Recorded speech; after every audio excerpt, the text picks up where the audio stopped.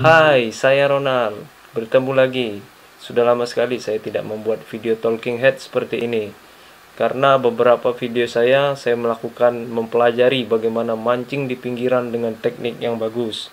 Jadi, di video kali ini saya akan berbagi tips bagaimana kita bisa membuat vlog mancing one man band sendiri yang bisa kita upload ke YouTube sebagai entertain atau hiburan untuk teman-teman angler di Indonesia.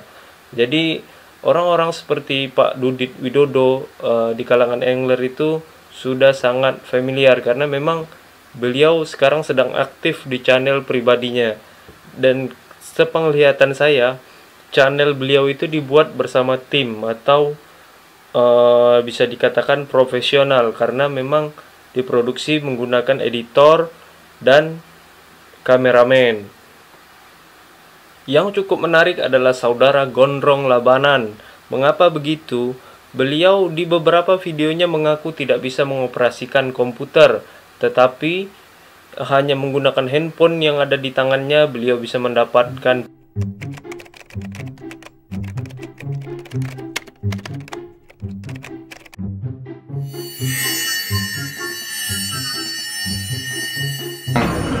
jualan, apalagi dagang jualan subscriber. Waduh, piye lek jual subscriber orang ngerti komputer ini. Ada yang tidak mungkin. Jadi di video kali ini saya akan mencoba berbagi bagaimana tips dari saya untuk membuat video hanya seorang diri atau one man band. Yang pertama yang kita perlukan tentu saja adalah kamera. Orang-orang seperti Mas Gondrong Labanan atau Papa Bara memanfaatkan kamera yang ada pada handphone mereka. Cara ini adalah cara yang sangat praktis dan bisa dipraktekkan oleh teman-teman sekarang ini. Masalah kualitas itu hanya tentang waktu. Yang penting apa yang ingin kita sampaikan bisa sampai kepada penonton. Kalau saya sendiri, saya menggunakan kamera action cam dari brand Bipro. Keuntungannya itu hanya kecil atau kita bisa lebih fokus memancing karena pada saat kita memancing itu kedua tangan kita mengurus tackle kita. Jadi kita perlu juga fokus.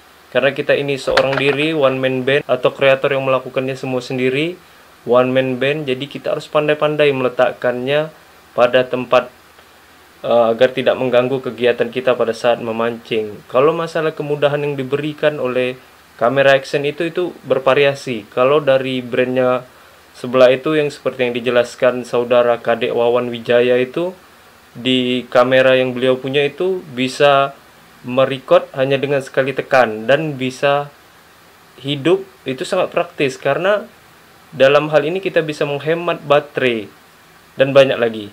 Rekamnya dengan satu kali klik saja langsung dia akan ngerekam kayak gitu.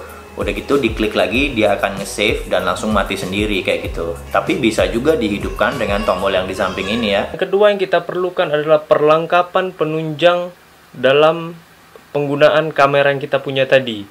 Contohnya kalau kita memancing ini kita butuh chest strap atau body strap yang diletakkan di sini berfungsi sebagai point of view dari kamera yang kita gunakan untuk merecord pada saat kita memancing, atau head strap yang ada di kepala. Biasa YouTuber luar negeri memakai itu, mungkin di Indonesia ada yang pakai juga, tapi saya belum tahu siapa yang pakai seperti itu. Kebanyakan di Indonesia menggunakan body strap yang ada di sini. Hal-hal seperti baterai cadangan, memori cadangan itu hal simple tapi sangat penting karena hal-hal penunjang seperti ini bisa mendukung kita atau mempermudah kita melakukan memancing, karena kita sebagai one man band ini harus memang pandai-pandai karena pada saat memancing kita itu perlu fokus juga kan. Jadi kita harus meletakkan segala sesuatunya hal untuk merecord itu pada tempatnya agar tidak mengganggu pada saat kita memancing. Dan yang terakhir adalah software editing. Software editing ini juga berbagai macam atau berbagai variasi. Jika teman-teman menggunakan handphone bisa menggunakan KineMaster atau Video Maker. Sesuaikan saja dengan apa yang kita punya. Kalau kita mempunyai PC atau laptop itu sangat memudahkan kita. Mengapa? Karena dengan laptop itu atau PC itu kita bisa leluasa bekerja, tapi belum tentu banyak viewsnya. Mas Gondrong hanya menggunakan handphone dia bisa mendapatkan 700.000 subscriber.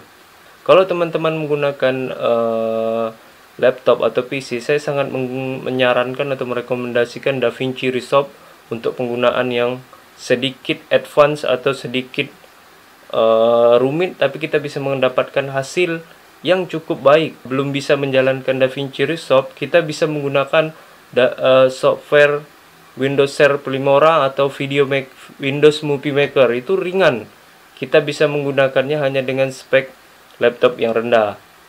Ya, seperti itulah. Sepertinya itu aja tips yang bisa saya bagikan kepada teman-teman untuk saat ini.